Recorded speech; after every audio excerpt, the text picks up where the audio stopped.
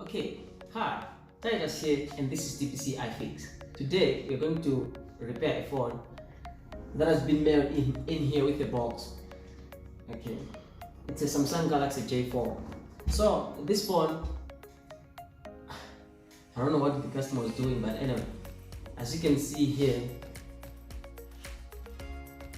the battery connector is broken, the computer broken, and he also said that the phone is not charging. So what we are going to do is that we're going to change the charging port, and we're also going to change the battery connector. This is a Samsung Galaxy J4. So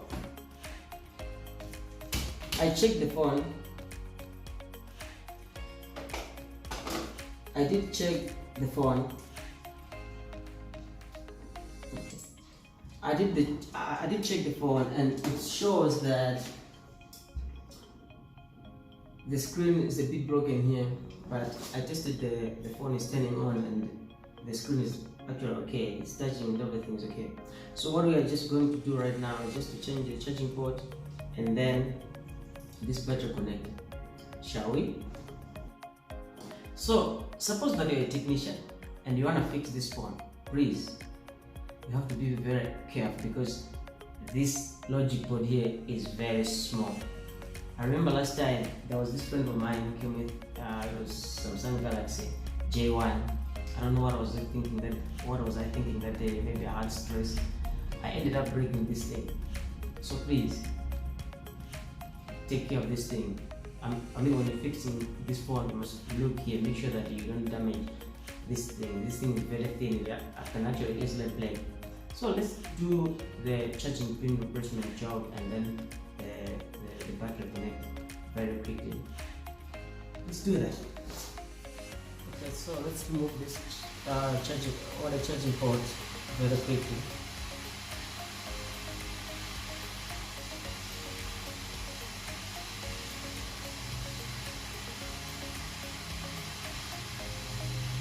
Okay.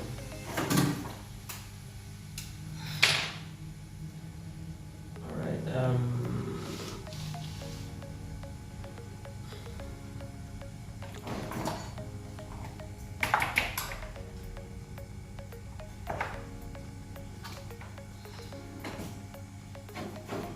With our soldering iron at 400 degrees Celsius, we're going to just do a little bit of cleaning and put unleaded solder on the charging port, just like this.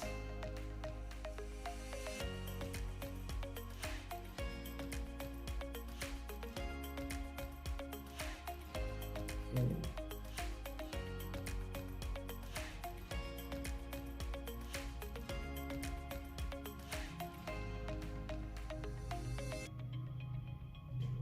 What goes?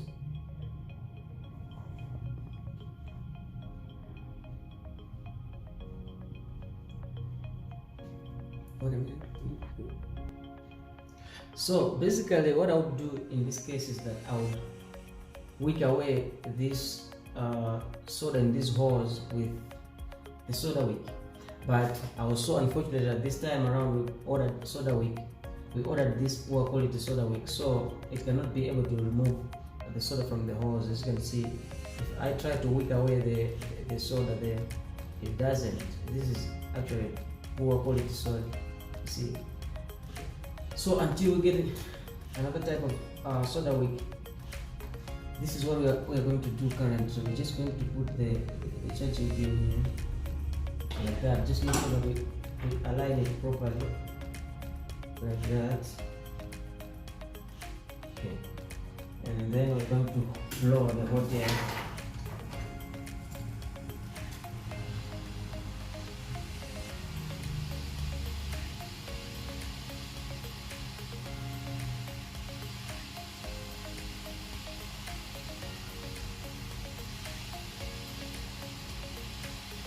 And then we just press it a bit, not too much. These boards are very fragile, I can easily break them. Just pressing it a bit so that it might sit in place.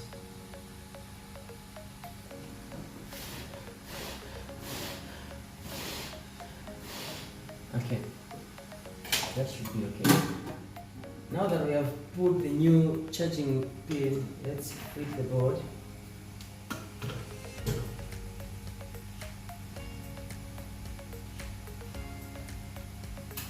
Okay.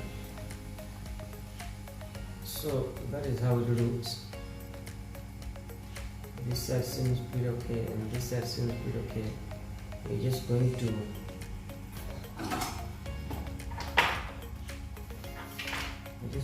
do this. We're just going to do something like this. Just making sure that there is a good connection between the pads and the pins there. Okay.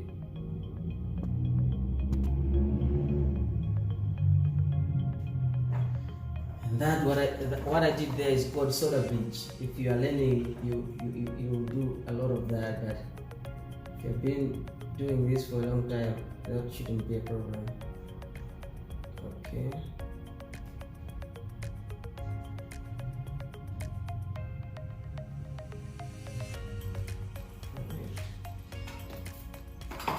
Sometimes if that happens, the best way to remove it is using solder wick. If you don't have that power of soldering iron, of course this one is powerful. I'm just doing this for the sake of showing somebody who might be learning. Okay, so I'm just gonna do like this, separating these two guys, and then let's do the last one.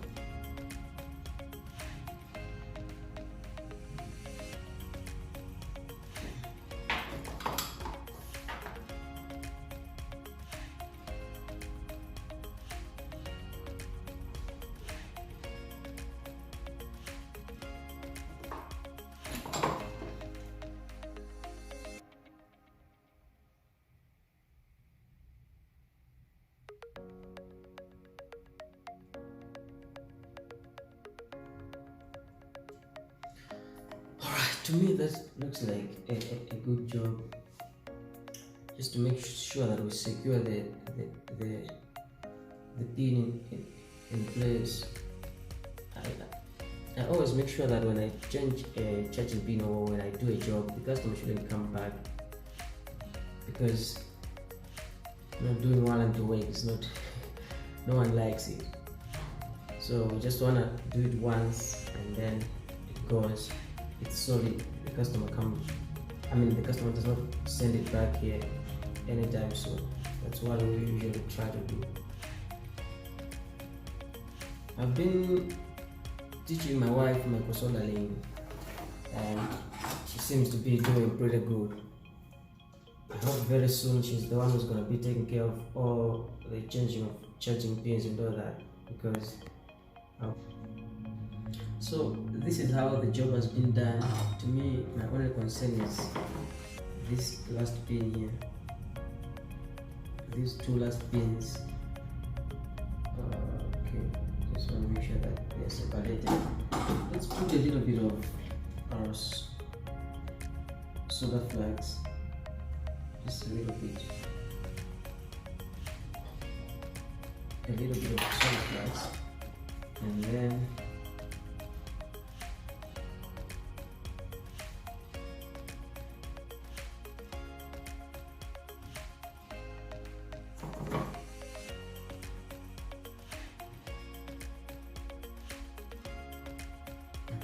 that seems okay. Alright, so this is how the job has been done. That seems okay. This is the other side of the board. Now we'll deal with this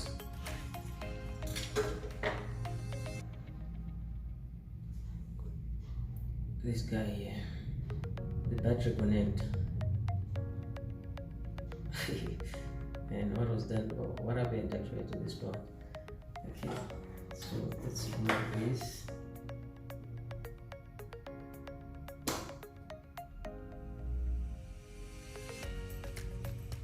Let me use a little bit of hot air.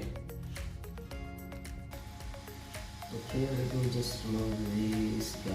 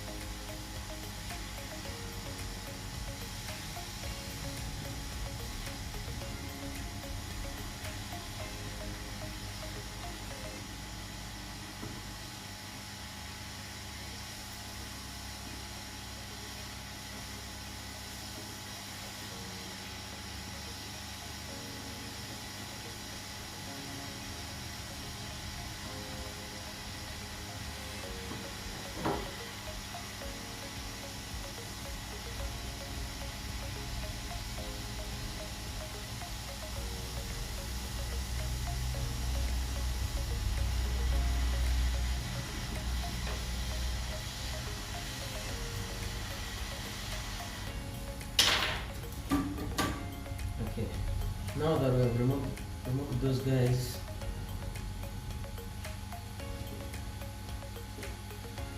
just as we did with the charging pin, we're just going to add a little bit of low melt soda. The reason we usually use this low melt soda is that it will not, putting the board will not require a lot of heat, because this one has got low melting point. It's low melt. Okay. The one that they usually use from the factories is high melting, so it takes a lot of heat to actually remove it or make it melt. Okay, to me that's okay. So I've floated the connector in place. Let me just do a little bit of welding here at the back, like that, and here like that, and this side as well. Okay, and the last one. Okay, that should be okay.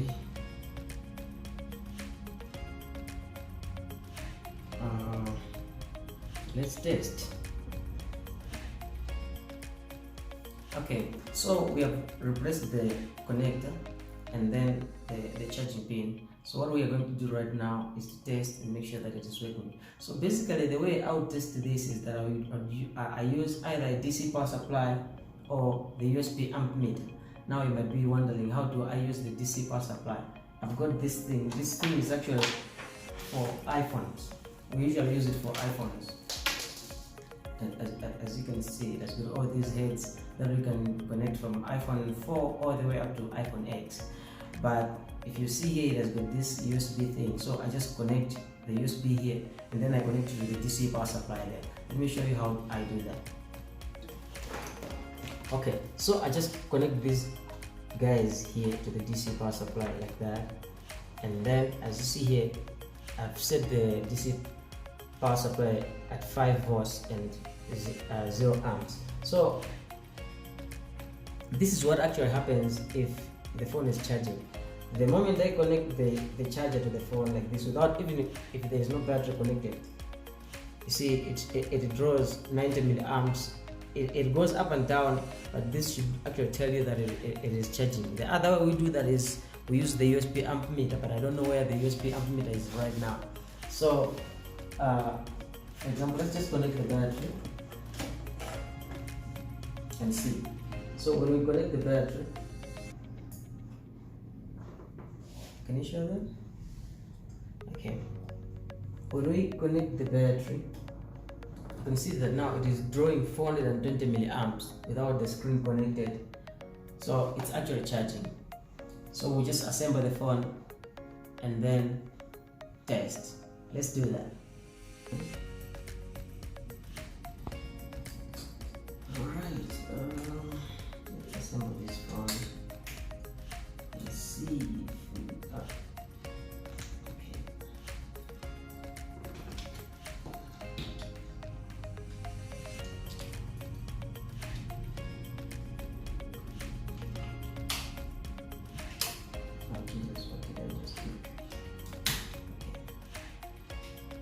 getting old. I always getting very difficult. I can even connect this. Okay.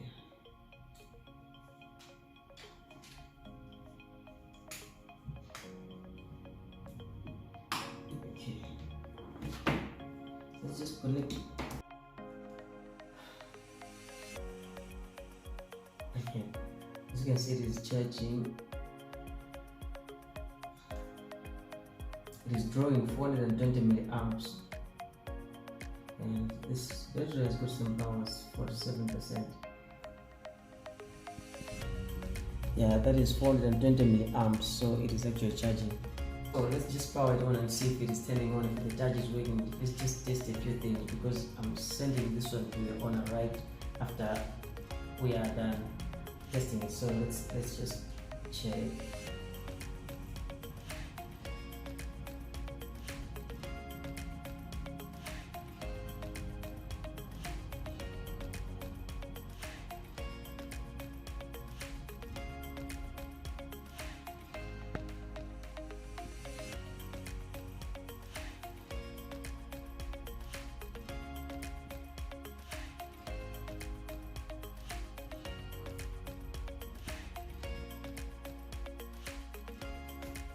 Okay, we're good. Just 1 minute. Okay. Alright, so the touch is working. Oh jeez. Okay. Star hash 0 star hash. Star hash 0 star hash. Okay, let's start testing the speed. Okay. And then the receiver is okay. Alright. And then red, green, blue, vibration, okay, dimming, what goes, okay, sensors, okay,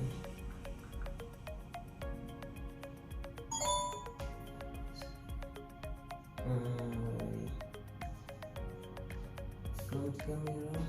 So far everything seems to be working. Oh, I just want to test now is this guy right here. 1 2 1 2 testing 1 2 1 2. Okay. 1 2 1 2 testing 1 2 1 2. Alright. And finally, volume up, volume down. And it seems to be good. Okay, good. So that is the end of this video. Like and subscribe if you like the video. If you don't like it, you can give it a thumbs down. I will just call this phone and send it to the owner. Have a nice day. Shalom. But anyway, I forgot one thing. If you have a phone, doesn't matter whether you're in Durban, you're in Johannesburg, or you're in Cape Town, you want your phone fixed, you can mail it in to www.tpcifix.com. We are based in the Free State, Bethlehem. The street number is 4 Muller Street, Riverwalk Center, shop number 6. We are at shop number 6, Riverwalk Center, 4 Muller Street. So you can visit our website there, as I said, www.tpcifix.com. We are on Twitter, on Instagram, on Twitter at tpcifix, on Instagram tpcifix, and on Facebook tpcifix.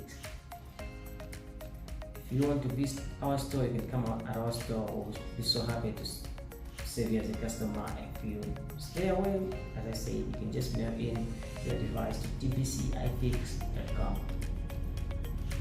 Have a nice day. Shalom.